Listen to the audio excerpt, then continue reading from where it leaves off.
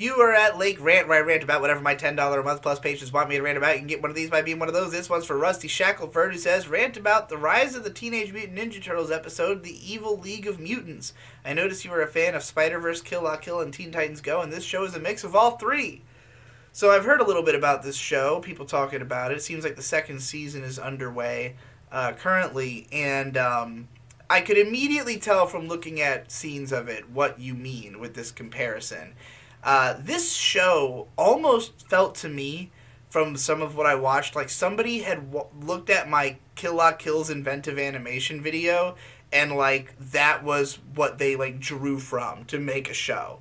Like it feels like Kill La Kill, not just in the sense of that it's got that same kind of like flow in its animation, but using the same inventive techniques of like flipping around 2D, drawings in a 3D space, or, just that kind of bouncy, frantic combination of like shifting backgrounds and character animation that, again, this, as you pointed out, Rusty, nailed it with his comparison of those three shows pretty much.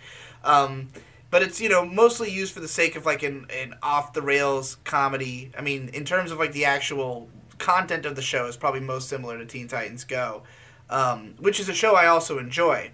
Now, this episode you wanted me to comment on happens to be one that I could not find online.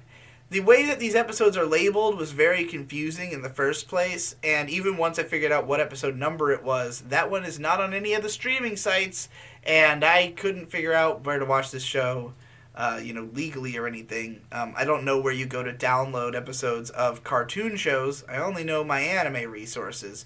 So I just kind of watched a bunch of random parts of episodes surrounding it while trying to find it, but I got a pretty good idea of the show. I mean, just the OP alone is so obviously Trigger inspired. I mean, it reminds me of the OP of Black Dynamite that Trigger actually did.